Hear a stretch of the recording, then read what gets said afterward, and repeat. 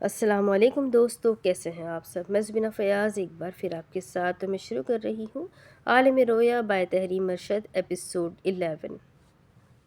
بیٹھک میں بٹ خاندان نے گل غبارہ کیا ہوا تھا۔ پھپھو خفگی سے کہہ رہی تھی، لو بتاؤ، اتنی باتوں پر کون رشتہ توڑتا ہے؟ ٹھیک ہے، مانا غلطی ہو گئی عاقب سے، مگر اب ایسا بھی کیا ہو گیا ہے کہ بات رشتہ توڑنے تک آ گئی ہے؟ بخت روا خاموشی سے سر جھکائے ہوئے بیٹھے تھے۔ اب تحلیل کو زبردستی مجبور بھی تو نہیں کر سکتے تھے، مگر اس کی فکر بھی انہیں ستا رہی تھی۔ انہوں نے ایک ٹھنڈی آہ بھری اور دل میں سوچا، آٹے کا چراغ گھر میں رکھوں تو چوہا کھائے، باہر رکھوں تو کوا لے جائے۔ نیلوفر باہر راہ داری میں کھڑی چلا رہی تھی، پھینکو اس حرامی کے کنچے۔ سلیمان غصے سے اسے گھور کر دیکھ رہا تھا۔ دیکھو ذرا، کنچوں کا جوا کھیلتا ہے۔ بتاؤ داجی کو کیا شکایت آئی ہے اس کی اسکول سے؟ اس نے جھک کر زمین سے گھی کا ڈبہ اٹھایا اور باہر کے گیٹ سے اسے اڑا کر پھینکا۔ ڈبے کے گرنے کی زور سے آواز آئی۔ باہر گھی کا ڈبہ قلا بازیاں کھا کر گلی کے نکڑ تک گیا۔ کنچے اچھل کر گرتے ہوئے نالی کی طرف تیزی سے رینگ کر جانے لگے۔ سلیمان دیوانہ وار دوڑ کر آگے آیا۔ اس نے اپنے کنچوں کو نالی میں گرتے ہوئے دیکھا۔ ڈبک ڈبک کنچوں کے گرنے کی آواز اس کے کانوں میں سنائی دی۔ وہ جذباتی ہو کر پلٹا۔ نیلوفر گھور کر اسی کو دیکھ رہی تھی اور وہ اس پر چلا پڑا، ہاں کھیلتا ہوں کنچوں کا جوا تو کم از کم میرے کنچے حرام بن کر تو کسی کے پیٹ میں نہیں اترتے۔ نیلوفر کا حیرت سے منہ کھلا۔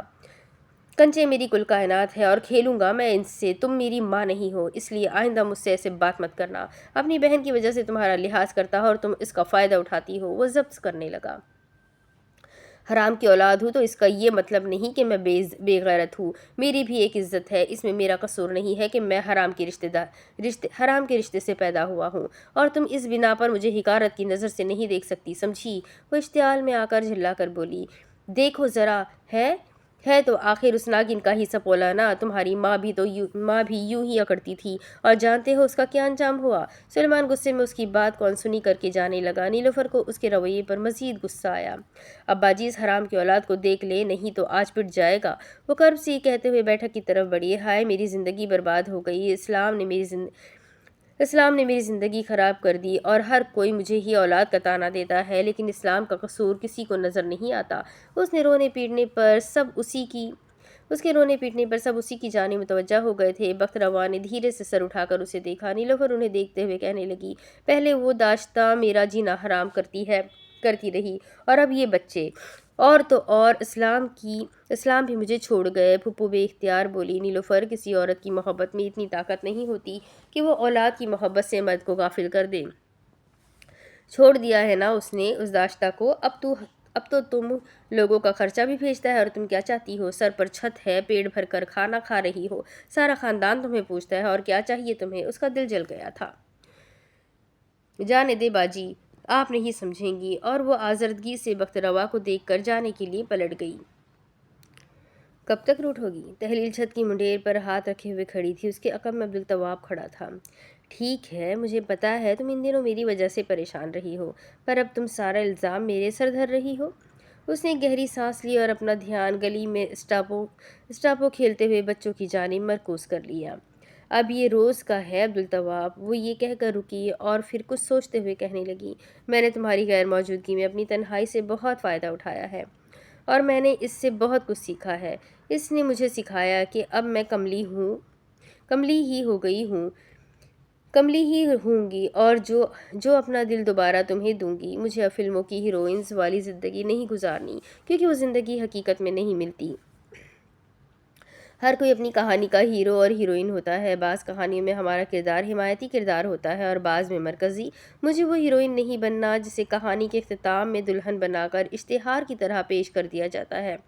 مجھے لگتا ہے میں ہیروئن نہیں ہوں، اس زمانے کے لیے تو میں ہیروئن بالکل نہیں، میں بس حمایتی کردار نمبر 2 یا 3 ہوں، لیکن مجھے اس سے فرق نہیں پڑتا تب تک جب تک میں اپنی زندگی کی ہیروئن ہوں۔ لوگ چاہے مجھ سے فائدہ نہ اٹھائے، میں چاہے کسی ہیرو کو اپنا محور بنا کر اس کے گرد نہ گھوموں، مگر میں چاہتی ہوں میں خود سے محبت کروں، اور خود سے محبت کرنا جرم نہیں ہے عبدالتواب۔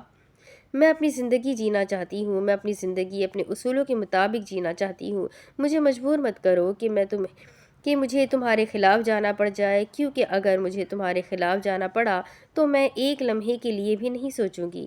میں نے اب اپنے لیے کھڑا ہونا سیکھ لیا ہے، اور میرے لیے سب سے بڑی مثال ہاجرہ ماجی ہے۔ جو اپنے لیے کھڑا ہوتا ہے وہ کبھی بھی پچھتاتا نہیں ہے، اور مجھے امید ہے کہ مجھے بھی کبھی یہ زندگی پچھتانے کا موقع نہیں دے گی۔ اس نے پلکیں اٹھائی، وہ دھیرے سے مڑی۔ عبدالتواب سادگی سے اسے دیکھ رہا تھا۔ جاؤ تیاری کرو، حاجرہ باجی تمہارا انتظار کر رہی ہوں گی۔ اس نے کسی خیال سے دیوار کو تھاما۔ یہ کوہ نور آج آئی کیوں نہیں؟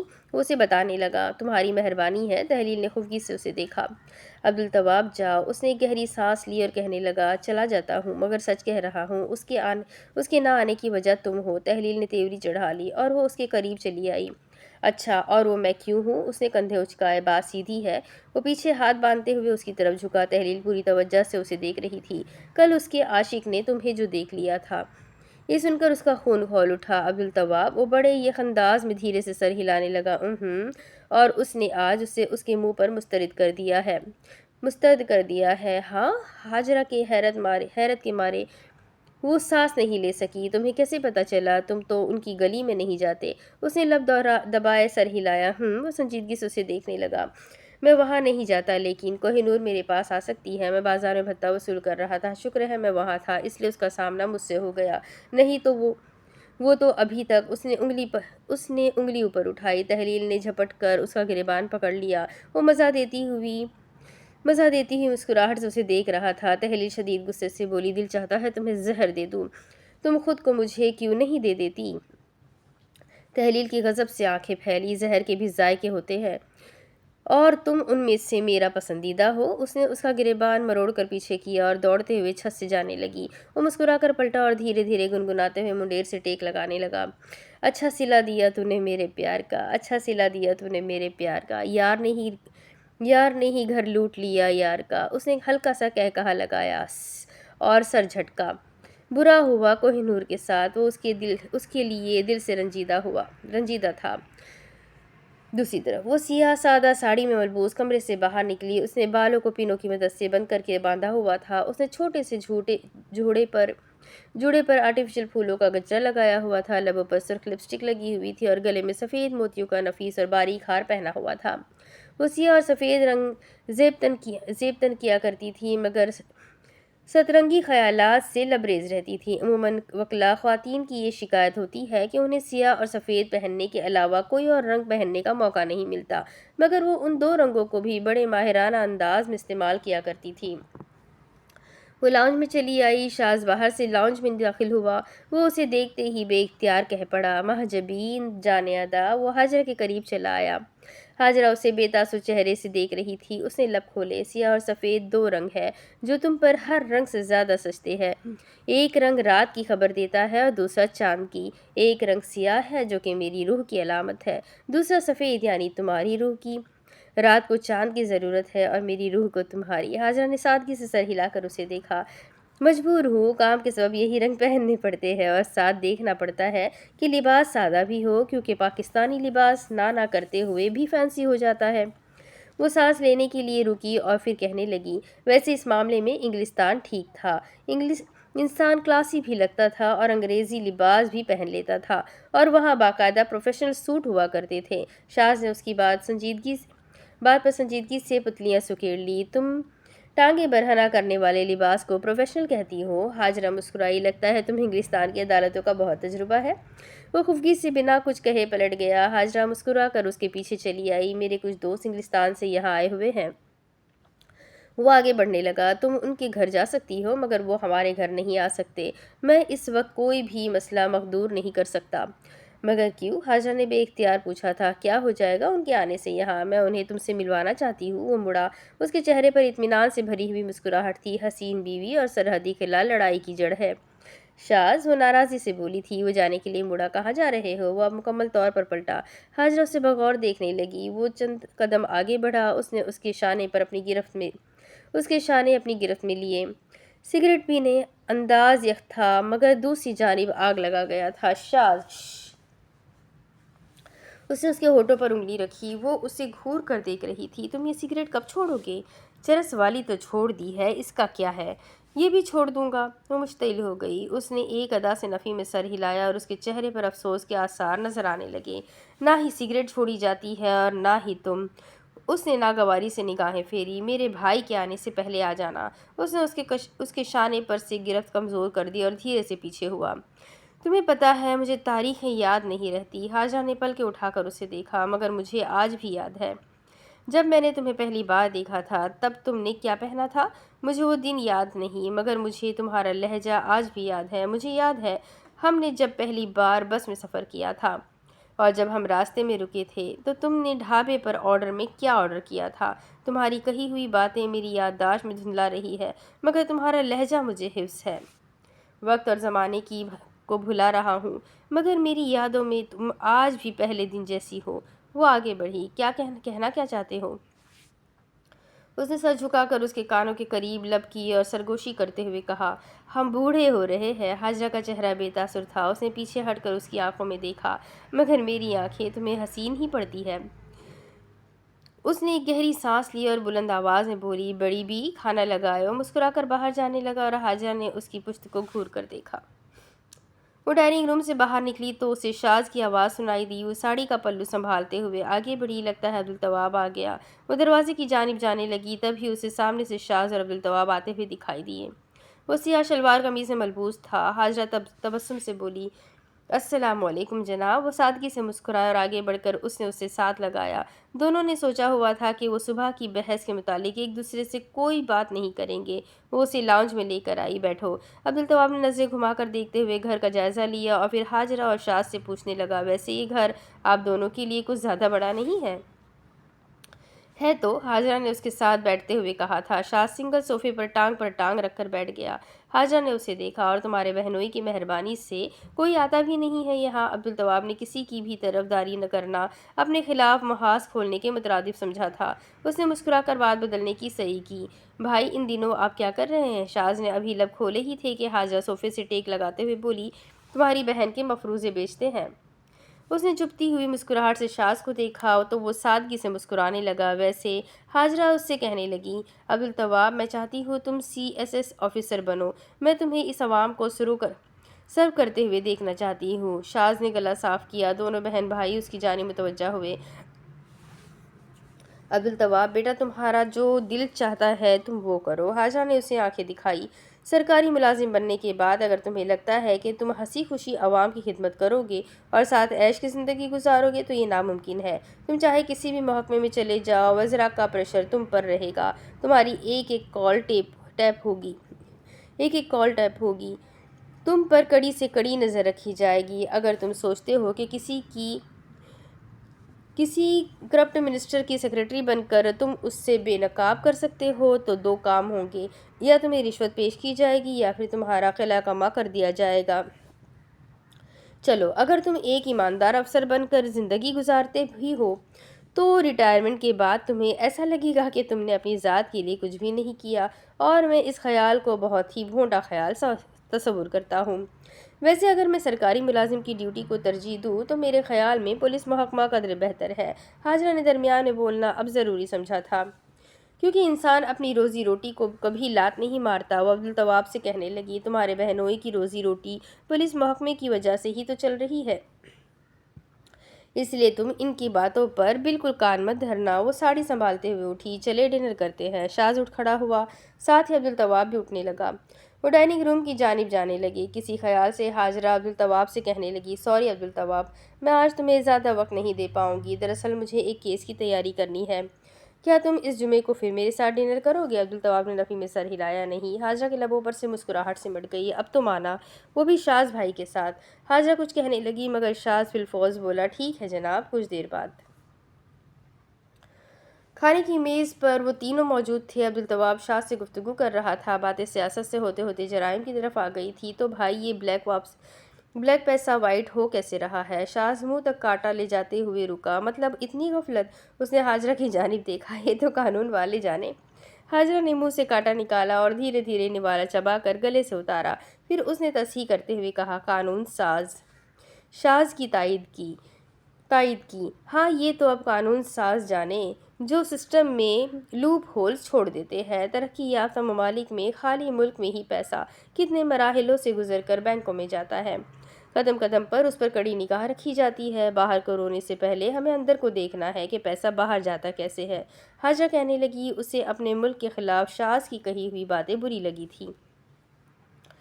جی، یہ کچھ ترقی یافتہ ممالک ہے جنہیں ناجائز کو جائز دکھانا بہت اچھے سے آتا ہے۔ یہ وہی کچھ ممالک ہے جو کہتے ہیں آف شور بینکوں میں صرف منی لانڈرنگ نہیں ہوتی، بزنس بھی ہو سکتا ہے۔ یہ بھی لوپ ہول کی ایک مثال ہے۔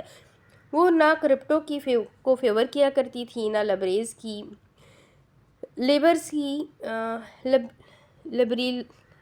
لبریلز کی طرفداری کیا کرتی تھی، نہ وہ حکومت سے ڈرتی تھی اور نہ ہی مجرموں سے۔ وہ وہی بات کرتی تھی جو بات حق ہوتی تھی۔ عبدالتواب نے ایک نظر ان دونوں کو دیکھا اور گلاس اٹھا کر پانی کا گھونٹ لیا۔ اس نے واپس میز پر رکھا۔ کیا آپ دونوں سیاسی اختلاف رکھتے ہیں؟ وہ دونوں ایک دوسرے کو دیکھتے ہوئے بولے، نہیں۔ عبدالتواب نے سر ہلاتے ہوئے کہا، اچھا۔ حاجرہ اب شاذ کی جانب دیکھتے ہوئے اس سے پوچھنے لگی، تمہیں لگتا ہے اس ملک سے پیسہ باہر جاتا ہے اور اینٹی کرپشن ادارے سوئے رہتے ہیں؟ ایسا نہیں ہے۔ تبھی شاذ بولا، بس ان میں سے چند لوگ بددیانت لوگوں کے ساتھ ملے ہوئے ہوتے ہیں۔ حاجرہ نے بدوقت مسکراتے ہوئے شاذ کو دیکھا۔ عبدالتواب کو ہنسی آئی۔ شاذ حاجرہ کو دیکھتے ہوئے کہنے لگا، گھور تو ایسے رہی ہو جیسے CBR میں ملازمت کرتی ہو۔ FBR کا پرانا نام۔ حاجرہ نے شاذ کو نظر انداز کرتے ہوئے اپنی بات کا آغاز کیا۔ یہاں اندھیر نگری چوپٹ راج نہیں ہے۔ یہاں اگر کالی بھیڑیں ہیں تو وہ ہر معاشرے میں ہوتی ہے۔ اچھے سے اچھے حاکم کے دور میں بھی برائی کبھی ختم نہیں ہوتی۔ برائی کبھی ختم نہیں ہوگی، یہ آخری دن تک رہے گی اور یہ چکر آخری وقت تک چلے گا۔ اس لیے فرشتوں اور مکمل امن کی ڈیمانڈز کرنا چھوڑ دو، بلکہ اس سے لڑنے کے لیے تیار رہو اور اس کا سامنا کرو، بجائے اپنے ملک کو لعن طعن کرنے کے۔ نہ قانون ختم ہوا ہے، نہ اچھے لوگ ختم ہوئے ہیں۔ مثالی سے باہر نکلو۔ ایک اچھے لیڈر کی تلاش کے علاوہ خود میں تھوڑا صبر پیدا کرو اور ایک اچھا لیڈر آ کر بہت کچھ کرے گا، پر وہ سب کچھ نہیں کرے گا، کیونکہ اگر کر سکتا تو دنیا میں کرپشن 0% ہوتی۔ ہیرو دنیا کے ہر خطے میں پیدا ہوتے ہیں اور وہ اپنی قوم کے لیے بہت کچھ کرتے ہیں، مگر وہ سب نہیں کر سکتے۔ ہر کام، ہر چیز کے لیے ایک بندہ چنا جاتا ہے۔ یہ دنیا ہے، یہاں ایک کو کچھ کر کے جانا ہے اور ساتھ پیچھے کچھ چھوڑ کر جانا ہے، کسی آئندہ آنے والے کے لیے۔ شاذ دھیرے سے ہنسا۔ حاجرہ کے ضبط کی انتہا ہونے کو آئی تھی۔ وہ سر جھکا کر کانٹا پلیٹ میں گھمانے لگی۔ قصور ان کا نہیں۔ عبدالتواب اسے دیکھ رہا تھا۔ اقبال نے فرمایا ہے۔ اس نے سر اٹھا کر حاجرہ کو دیکھا۔ وکالت اللہ پر توکل رکھنے والوں کا پیشہ ہے۔ حاجرہ اپنی ناگواری کو چھپاتے ہوئے ہنسی۔ ہاں۔ شاذ کی نگاہ عبدالتواب پر گئی۔ اسی لیے یہ توکل کے بول ایک پاکستان کے عام شہری کے نہیں بلکہ ایک وکیل کے ہے۔ حاجرہ سنجیدگی سے کہنے لگی، اس لیے آپ کو بھی مایوس ہونا زیب نہیں دیتا۔ یہ سن کر وہ ذرا چونکا اور پھر خود کو نارمل کرنے لگا۔ عبدالتواب بمشکل مسکرایا اور پھر اپنی پلیٹ کی جانب دیکھتے ہوئے سوچنے لگا، ان دونوں کے درمیان کچھ عجیب ہے، اتنا عجیب جسے میں محسوس کر سکتا ہوں لیکن دیکھ نہیں سکتا۔ سوئی دھاگے کے سنگ بٹن سے باہر نکلی کی جو اپنے کمرے میں بیٹھی ہوئی گنگنا رہی تھی۔ ایک لڑکی کو دیکھا تو ایسا لگا۔ برابر میں بیٹھی کوہ نور نے اسے گھور کر دیکھا۔ کی جو خدا کے لیے یہ رومانی گیت مت گاؤ۔ کی جو نے نظر اٹھا کر اسے دیکھا۔ میں نے تمہیں ایک بات سمجھائی تھی، کبھی بھی اپنے شوہر یا محبوب کے سامنے حسین لڑکیوں کا نام نہیں لیتے۔ دیکھ لو انجام اس سب کا۔ مرد کو وہی عورت حسین لگتی ہے جو یا تو اسے مل نہیں سکتی یا پھر جس کے پاس پہنچنے کی اس کی رسائی نہیں ہوتی۔ شیکسپیئر کہتا ہے۔ کوہ نور نے تصحیح کرتے ہوئے کہا، شیکسپیئر نہیں، شیکسپیئر۔ ہاں، وہ لاپرواہی سے بولی تھی۔ وہ چند لمحوں کے لیے ٹھہری اور پھر اسے بتانے لگی، شیکسپیئر کہتا ہے، عورت صرف کھانا ہے اور مرد پیٹ۔ وہ ہمیں کھانا چاہتا ہے اور تب تک کھاتا ہے جب تک وہ ہم سے سیر نہیں ہو جاتا، اور جب وہ ہم سے سیر ہو جاتا ہے تو وہ ہمیں قے کی طرح اپنی زندگی سے باہر نکال دیتا ہے۔ کوہ نور تراری سے پوچھنے لگی، اچھا، اور یہ شیکسپیئر کو تم نے کیسے پڑھ لیا؟ کی جو بٹن لگا کر دھاگا توڑتے ہوئے بولی، پڑھا نہیں، سنا تھا۔ رجب جس دن تھیٹر کر رہا تھا اس دن اس نے مجھے بھی بلایا تھا اور تبھی میں نے یہ ڈائیلاگ سنا تھا۔ وہ انگریزی کہانیوں کا اردو زبان میں ترجمہ کر کے انہیں تھیٹر میں ایکٹ کرتا تھا۔ وہ افسوس کرنے لگی۔ کی جو نے ماتھے پر بل ڈال کر اسے دیکھا، اور تم یہ سب اسی کے ذریعے سیکھ کر اسی کے خلاف میرے کان میں زہر گھول رہی ہو۔ اگر شیکسپیئر مرد کی محبت کو ہوس کہتا ہے تو پتہ ہے منٹو کیا کہتا ہے؟ عورت مرد کی محبت کو ہوس اور اپنی ہوس کو محبت سمجھتی ہے۔ وہ اس کی بات کو انسنی کرتے ہوئے اٹھی۔ جناب عالیہ کی جو کی سب سے بڑی خرابی یہ ہے کہ وہ غلط کو صحیح نہیں کہتی اور تم کچھ بھی سمجھو۔ اس نے شرٹ پلنگ پر رکھی۔ باہر رجب آ گیا ہے، ابا جی اس سے بات کر لے تو پھر وہ تمہیں بھی بلا لیں گے۔ رجب نجیب پہلوان کے ساتھ چارپائی پہ بیٹھا ہوا تھا۔ وہ اس سے سادگی سے پوچھ رہے تھے، لڑکے مسئلہ کیا ہے؟ آخر کیوں تم نے اتنی اچھی لڑکی کو انکار کر دیا؟ رجب نے انہیں دیکھا۔ پہلوان جی، گھر میں ایک گلشن کافی نہیں جو میں دوسری گلشن کو بھی لے آؤں؟ ہر کوئی گلشن نہیں ہوتا بیٹا، رجب جھٹ سے بھی کہنے لگا۔ گلشن بھی پہلے ایسی نہیں تھی۔ اسے ہماری صورتحال نے ایسا بنایا ہے، اور میں پورے یقین سے کہہ سکتا ہوں ہمارے اب کے حالات کوہ نور کو بھی ایسا بنا دیں گے۔ جیب میں اپنی ذات کا کمایا 1 روپیہ نہیں، اور میں شادی کر لوں؟ وہ بچی پڑھنا چاہتی ہے، پڑھنے دے اسے۔ اور حیرت ہے مجھے، آپ لوگوں نے اسے بھی اپنے ساتھ لگا لیا ہے۔ نجیب پہلوان، میں اپنے بھائی کے جیسی زندگی نہیں گزار سکتا۔ میں صرف زندہ رہنا نہیں، زندہ رہ کر جینا چاہتا ہوں۔ میرا بھائی ان لوگوں میں سے ہے جس نے لوگوں کی خواہشات پوری کرنے کے لیے اپنا دل مار دیا۔ اس نے مار دیا ہے، لیکن میں نہیں ماروں گا۔ نجیب پہلوان نے ایک گہری سانس لی اور کہنے لگے، کاش اس ملک میں شادی کے قوانین خلافت عثمانیہ کی طرح ہوتے۔ رجب ہنس پڑا۔ پہلوان جی، نہ اب خلافت رہی نہ اب وہ قانون، جانے دے۔ نجیب پہلوان نے افسوس کیا۔ تبھی انسانوں میں جانور کی سی ہوس پیدا ہو چکی ہے۔ باہر کا دروازہ کھٹکا کی جو اپنے کمرے سے باہر نکلی، پیچھے کوہ نور بھی نکل آئی۔ صحن میں آتے ہی اس کی نظر رجب پر گئی تو اس نے اسے گھور کر دیکھا۔ طلال اور یشما کی باہر سے آواز آئی، بھائی کہاں ہے؟ چاچو کھانا بن گیا ہے؟ کیجو نے گیٹ سے پیچھے ہٹتے ہوئے اندر جھانک کر دیکھا۔ ابا جی، چھیتی چھیتی معاملہ نپٹاؤ۔ کوہ نور نجیب پہلوان کے سامنے چلی آئی۔ پہلوان جی، پہلے میری بات سن لیں۔ رجب سنجیدگی سے اسے دیکھ رہا تھا۔ یشما اور طلال اندر چلے آئے۔ چاچو جلدی کرو، یشما اجرت میں بولی تھی۔ طلال نے اسے کوہنی ماری، چپ ہو۔ کوہ نور نے رجب کی جانب انگلی سے اشارہ کرتے ہوئے نجیب پہلوان سے کہا، یہ انسان ایک بہت بڑا کھلنڈر ہے۔ یہ سن کر وہاں موجود ہر انسان کے چہرے کی ہوائیاں اڑ گئی۔ طلال نے فٹافٹ یشما کے کانوں پر ہاتھ رکھے۔ رجب کی بے اختیار نگاہ اپنی بھتیجی پر گئی۔ اس نے طلال کو غصے سے ہاتھ دکھایا، نیچے کر۔ طلال نے دھیرے سے اس کے کانوں سے ہاتھ نیچے کیے۔ اس کے چچا نے ایسا کچھ نہیں کیا جو اسے دنیا کے سامنے شرمندہ ہونا پڑے، مگر کوہ نور تلملا کر کہہ پڑی، او ہو، دیکھو تو کون بول رہا ہے، پونڈر نمبر 1۔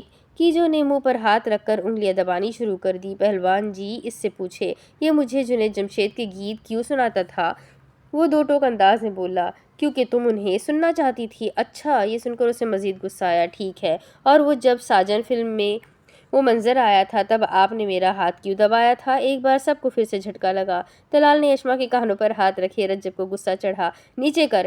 اس نے شدید غصے سے کوہ نور کو دیکھا۔ اس لیے دبایا تھا کیونکہ تمہارے پاس ریموٹ پڑا ہوا تھا، بچے پاس تھے، میرا اشارہ تھا آگے کر دو۔ لیکن کوہ نور جذبات کے بہاؤ میں آ کر کچھ کہنے لگی، مگر تبھی رجب اٹھا۔ کوہ نور، میں اللہ دتے کی وجہ سے تمہارا خیال کرتا تھا، اب اگر تم اسے غلط سمجھ گئی تو میرا کوئی قصور نہیں۔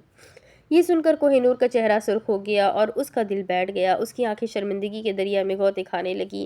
اور یہ سب الزامات لگانے سے پہلے اگر تم ایک مرتبہ مجھ سے پوچھ لیتی تو مجھے اور تمہیں اتنی شرمندگی نہ اٹھانی پڑتی۔ کوہ نور سے مزید ضبط نہیں ہوا اور وہ شرمندگی سے بھاگ کر کمرے میں چلی گئی۔ رجب نے اب نجیب پہلوان کو دیکھا۔ اللہ حافظ پہلوان جی۔ ساتھ ہی نجیب پہلوان بلند آواز میں بولے، اللہ حافظ۔ اس نے اپنے خاندان کو دیکھا۔ چلو۔ وہ آگے بڑھا اور بچے فوراً سے اس کے ساتھ چل پڑے۔ پتنگے ہوا میں اڑ رہے تھے۔ رجب چارپائی پہ اوندا لیٹا ہوا تھا۔ اس کے پاس صلاح الدین صاحب بیٹھے ہوئے تھے۔ وہ دھیرے سے بولا، ابا جی، مجھے لگتا ہے میں غفلت کا شکار ہو گیا ہوں۔ صلاح الدین صاحب نے کچھ سوچتے ہوئے اسے دیکھا۔ ہو تو گئے ہو، مگر کون سی غفلت؟ یہ تمہیں پہچاننا ہے۔ وہ پلٹا، کون سی سے آپ کا کیا مطلب ہے؟ وہ سیدھا دیکھنے لگا، غفلت کی بھی کئی اقسام ہوتی ہے بیٹا۔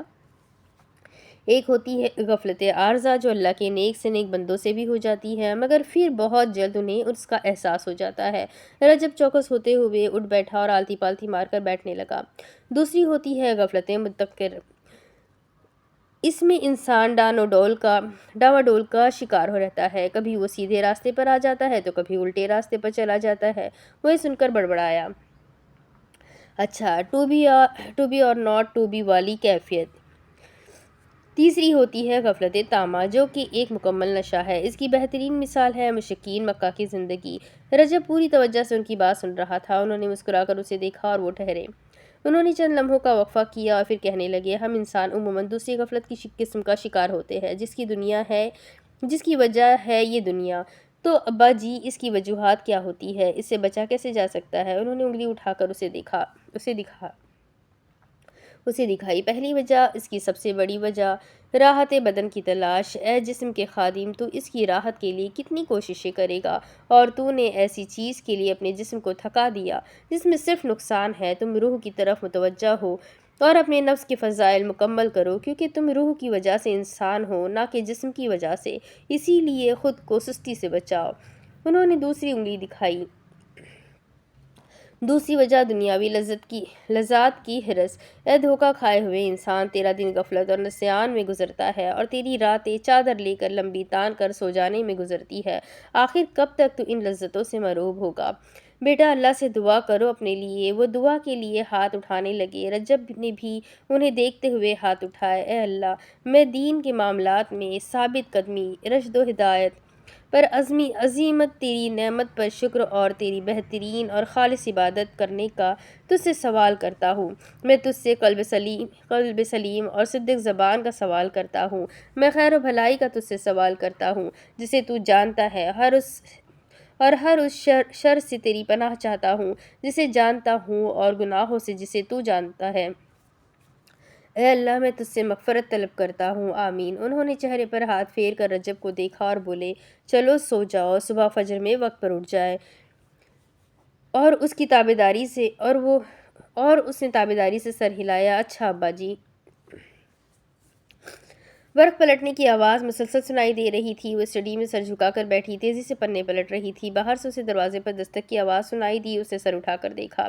شاز، اندر آ جاؤ۔ اگلے ہی لمحے وہ دروازہ کھول کر اندر چلا آیا۔ اس نے اسے دیکھتے ہوئے اپنے ہاتھ میں پکڑا ہوا پین مروڑتے ہوئے میز پر رکھ دیا۔ ٹھک کی آواز اسٹڈی میں گونجی۔ اس نے دروازہ بند کیا اور اس کے سامنے چلا آیا۔ اس نے پتلیاں سکیڑ کر میز پر کھلی ہوئی کتاب کو دیکھا۔ فزکس کی کتاب لگ رہی ہے۔ حاجرہ دائیں جانب سے کتاب بند کرتے ہوئے رکی، اور پھر اگلے ہی لمحے اس نے بائیں جانب سے کتاب بند کی۔ وہ مسکرا پڑا۔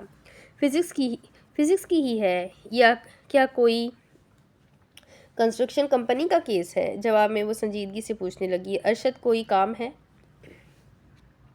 وہ کرسی کھینچ کر بیٹھنے لگا۔ تم جب بھی مجھ سے روٹھ جاتی ہو تو مجھے ارشد کہہ کر پکارتی ہو۔ وہ میز پر کونیاں ٹکا کر اسے دیکھنے لگا، جانے شاز۔ حاجرہ نے ایک گہری سانس لی اور کہنے لگی، عبدالتواب کے سامنے جو ہوا اس بارے میں بات کرنی ہے۔ اس نے اس سے دیکھتے ہوئے نفی میں سر ہلایا۔ نہیں، اس نے سر کو خم دیا۔ پھر اس نے اس کی آنکھوں میں دیکھا۔ مجھے تم سے ایک اور مسئلے پر بات کرنی ہے، کہو۔ اس کی نگاہیں اسی پر مرتکز تھیں۔ اس نے تمہید باندھی۔ میں کل جب داجی کی طرف گئی تھی تو مجھے سلیمان کے ساتھ چچی کا رویہ کچھ ٹھیک نہیں لگا۔ وہ سنجیدہ ہوتے ہوئے بولا، میں نے تم سے کہا تھا، مجھے لگتا ہے کہ ان رقاصہ میں سے کسی کا میرے چچا سے تعلق تھا۔ شاز، مجھے ایسے لگتا ہے کہ ان میں سے ایک سلیمان کی ماں ہے۔ شاز آگے کی جانب کرسی کھینچنے لگا۔ حاجرہ بے اختیار بولی، فی الحال یہ میرا مفروضہ ہے، تم کچھ کرنا مت، پر سچ بھی ہو سکتا ہے۔ مگر مجھے اس بات پر بھی شک ہے کہ سلیمان چچا کی اولاد ہے بھی کہ نہیں۔ کیا پتہ یہ نیلوفر کا جائیداد میں حصہ لینے کا ہتھ کنڈا ہو۔ وہ لاپرواہی سے بولا، یار، اتنی کون سی جائیداد ہے تمہارے داجی کی؟ نہیں شاز، تم بات نہیں سمجھ رہے۔ اگر ایسا ہے تو اس کا مطلب ہے سلیمان کسی اور کی اولاد ہے۔ پتہ نہیں اس کے بغیر اس کے والدین کس حال میں ہوں گے۔ میں یہ پتہ لگانا چاہتی ہوں، مگر میں تمہیں اس سب میں شامل نہیں کرنا چاہتی۔ وہ میز کو ناخنوں کی مدد سے کھرچنے لگی۔ میں الفت سے ملنا چاہتی ہوں۔ جواباً وہ تیزی سے بولا، اگر وہ کسی اور کی اولاد ہے بھی تو وہ ایک بہت اچھی زندگی گزار رہا ہے، اس شہر کے سب سے اچھے اسکول میں پڑھ رہا ہے۔ میرے خیال میں تو اس بچے کے والدین نے اس کا سودا کیا ہے۔ لیکن کیا تم نے غور نہیں کیا سلیمان اور عبدالتواب آپس میں کتنا ملتے ہیں؟ تم شاید زیادہ سوچ رہی ہو، یا میرے خیال میں تو تمہارا مفروضہ ہی غلط ہے۔ حاجرہ کے چہرے کے نقوش صورتحال کی پیچیدگی سے باریک ہو گئے۔ اگر نیلوفر جائیداد میں سے کچھ ہتھیانا بھی چاہتی ہے تو اسے کیا ملے گا؟ کون سی پکچر دیکھ لی ہے تم نے؟ حاجرہ دونوں ہاتھوں کی انگلیاں آپس میں پھنساتے ہوئے تھوڑا آگے کو آئی۔ لوگوں کی حقیقت اس چیز میں نہیں ہوتی کہ وہ لوگوں کے سامنے کیا ظاہر کرتے ہیں، بلکہ اس بات میں ہوتی ہے کہ وہ کیا ظاہر نہیں کرتے اور کیا نہیں کہتے۔ وہ سیدھا بیٹھ گیا۔ مطلب؟ حاجہ نے گردن اکڑا لی۔ مطلب کہ تم مجھے الفت سے ملنے نہیں دینا چاہتے؟ وہ ہنس پڑا۔ اور تمہیں ایسا کیوں لگتا ہے کہ میں تمہیں اس سے ملنے نہیں دینا چاہتا؟ تو پھر ملنے دو، وہ سادگی سے بولی تھی۔ وہ اسے شک کی نگاہوں سے دیکھنے لگی۔ ویسے تمہیں آج تک کوئی پروسیکیوٹر یا پولیس فرسٹ ڈگری مرڈر پر چارج نہیں کر پایا، تو تشدد پر تم کورٹ میں حاضر کیوں ہو گئے؟ کیا یہ سب تمہارا پلان تھا؟ مگر کس لیے؟ میرے لیے تو نہیں ہو سکتا۔ کیا یہ سب تم نے الفت کے لیے کیا تھا؟ وہ ٹانگ پر ٹانگ رکھ کر کرسی سے ٹیک لگانے لگا۔ میرا خیال ہے تمہیں اس سے دور رہنا چاہیے، اور ویسے بھی ان دنوں وہ سردار کی خدمت میں مصروف ہے۔ اوہ! اس کے ہونٹ گول ہوئے۔ اس نے انگلی میز پر دھیرے سے بجائی۔ دیکھو شاز، اگر تم میرا کام نہیں کرو گے تو میں ڈیٹیکٹیو ہائر کر لوں گی۔ بہتر ہے تم میرا کام کروا دو۔ میں تمہیں اس بات کی ضمانت دیتی ہوں کہ میں تمہارے متعلق اس سے ایک بات بھی نہیں پوچھوں گی۔ مجھے بس اس سے سلیمان کے متعلق پوچھنا ہے۔ شاز نے لب دبائے اپنا سانس روکا۔ وہ اسے بغور دیکھنے لگی۔ اس نے اس سے نگاہیں پھیری۔ اس وقت تم مجھے کارنرڈ ٹائیگر لگ رہے ہو۔ اس نے اتفاق کیا۔ ہاں، ساتھ اس نے اقرار کیا۔ بالکل۔ وہ چند لمحوں کے لیے رکا اور پھر اس نے اسے دیکھا۔ تمہارا مفروضہ درست ہے، سلیمان نیلوفر کا بیٹا ہے۔ بیٹا نہیں ہے۔ اگر تمہیں لگتا ہے میں یہ سن کر الفت سے ملنے سے انکار کر دوں گی تو تمہارا یہ پیترا بے اثر ثابت ہوا۔ اس نے نفی میں سر ہلایا۔ نہیں، سلیمان الفت کی اولاد ہے۔ حاجہ نے اس کے کورے چہرے کو پڑھنے کی کوشش کی۔ ثبوت؟ وہ بتانے لگا۔ الفت تمہارے باپ اور چچا کے لیے کام کرتی ہے۔ سردار اس سے سودا کرنا چاہتے ہیں، منشیات کے بدلے اسلحہ، اور الفت اپنے بیٹے کی تلاش میں ہے۔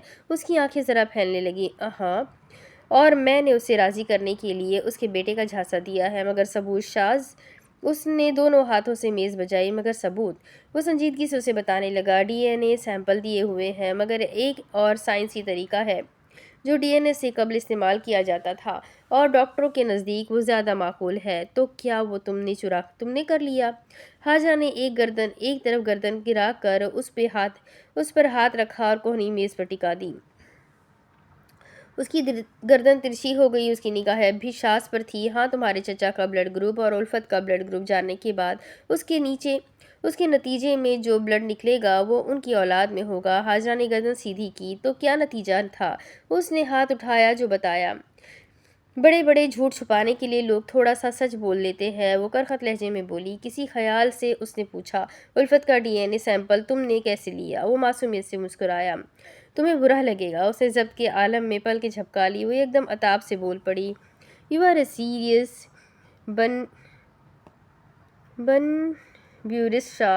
بیورسٹ شاز۔ اس نے اسے گھور کر دیکھا۔ اداکار کہوں یا مکار؟ وہ دانت پیسنے لگی۔ شاز نے کوئی رد عمل نہیں دیا۔ چند لمحے گزرے تو وہ خود کو پرسکون دکھانے لگی۔ اوہ، تو اس لیے تم الفت کے پیچھے تھے؟ بلکہ میرے بھی پیچھے تھے، اور میں سمجھ رہی تھی کہ تم میری محبت میں تھے، تبھی شاید تم نے مجھ سے شادی کی اور میرے ذریعے تم میرے خاندان تک پہنچے۔ اوہ صحیح، تم نے مجھے استعمال کیا، مگر خیر میں نے بھی تو تمہیں استعمال کیا۔ شاز نے فی الفور اسے دیکھا۔ اسے یہ سن کر برا لگا تھا۔ شاید استعمال لفظ نے اس کے دل کو چوٹ پہنچائی تھی۔ تمہیں بھی تو میں ایک کھوجی کے طور پر استعمال کر رہی ہوں، اور تم سے شادی کر کے میں وہی زندگی گزار رہی ہوں جو میں گزارنا چاہتی تھی۔ صحیح، مجھے غصہ کرنے کا کوئی حق نہیں بنتا۔ اب مجھے کلیئر ہو گیا ہے کہ تم ہی چیتے بدماش ہو۔ صحیح۔ اندر ہی اندر اسے کچھ کھانے لگا تھا۔ وہ اضطراب سے اسے بار بار دیکھ رہی تھی۔ اس نے اپنے بازو سینے سے لپیٹ لیے۔ شاز نے گلا کھنکارا۔ جب تم انگلستان میں تھی، ان دنوں میں بھی انگلستان میں تھا۔ اوہ، وہ دلچسپی سے بولی تھی۔ اندر ہی اندر اسے غصہ آیا۔ میں نے پہلی بار مال اسمگل وہی کیا تھا، اور میں نے لندن میں 1 سال بحیثیت جلد کے ڈاکٹر کام کیا تھا۔ اوہ، ون مور بن بیوری۔ وہ یہ کہتے ہوئے جل کر مسکرائی تھی۔ وہ سادگی سے اسے بتا رہا تھا، ان دنوں انگلستان میں ایک جاپانی ڈاکٹر بلڈ گروپ کے حساب سے جلد کا علاج کرنے کا تجربہ کر رہا تھا۔ خوش قسمتی سے میرے ہاتھوں اس کا تھیسس لگ گیا، اور میں نے اس تھیسس کی بنیاد پر انگلستانی عورتوں کو بیوقوف بنانا شروع کر دیا۔ یہ سن کر حاجرہ کا خون کھول اٹھا، اور وہ دل میں بولی، سوینڈلر۔ انہی دنوں امریکہ میں وٹامن انٹیک کا رجحان آیا تھا اور برطانیہ میں لوگوں میں اتنا شعور نہیں تھا، اس لیے میں انگلستانی عورتوں کو امریکہ سے مہنگے مہنگے وٹامن کیپسولز منگوا کر دیتا اور انہیں درآمد کرواتے۔ میرا اسمگلنگ کا کام بھی چلتا رہتا۔ تم سے ملنے کا سوچا تھا مل کر سرپرائز دوں گا، مگر اس سے پہلے تم سے ملتا میری قسمت نے مجھے ہی سرپرائز دے دیا اور مجھے انگلستان سے فرار ہونا پڑ گیا۔ اس نے بڑے ہی ضبط سے ایک گہری سانس لی۔ صحیح، وہ اٹھنے لگا۔ میں چلتا ہوں۔ اس نے ایک نظر اسے دیکھا اور پلکیں جھپکا لی۔ وہ پلٹتے ہوئے رکا۔ ویسے بنبیوری کا حوالہ انگلستان کے ایک مشہور پلے کا ہے نا؟ وہ بے دھیانی میں بولی۔ وہ مسکرا کر اسٹڈی سے نکلنے کے لیے آگے بڑھا۔ ہاجرہ نے از خود اسے دیکھا۔ تو کیا میرا ٹیلی فون بوتھ والا مفروضہ ٹھیک تھا؟ اس نے بنا پلٹے سادگی سے کہا۔ ہاں۔ ہاجرہ ذرا سا مسکرائی اور پھر اس نے لب دبا لیے۔ وہ اسٹڈی سے باہر نکلا۔ باہر کا دروازہ بند تھا۔ ہاجرہ نے کرسی سے ٹیک لگا لی۔ بہت خوب کھیلا تم نے، مگر میں بھی بیرسٹر ہاجرہ ہوں، اتنی آسانی سے نہیں ماننے والی۔ اب اس کے آگے کی کہانی میں آپ کو اگلی ویڈیو میں سناتی ہوں کہ آگے کیا ہوگا۔ جاننے کے لیے میرے ساتھ بنے رہیں۔ ویڈیو کو لائک کریں، چینل کو سبسکرائب کریں، بیل آئیکن کو ضرور دبائیں، کمنٹ کر کے ضرور بتائیں کہ آپ کو ناول کیسا لگ رہا ہے۔ تو ملتے ہیں اگلی ویڈیو میں، تب تک کے لیے اپنا خوب سارا خیال رکھیں، مجھے بھی دعاؤں میں یاد رکھیں۔ اللہ حافظ۔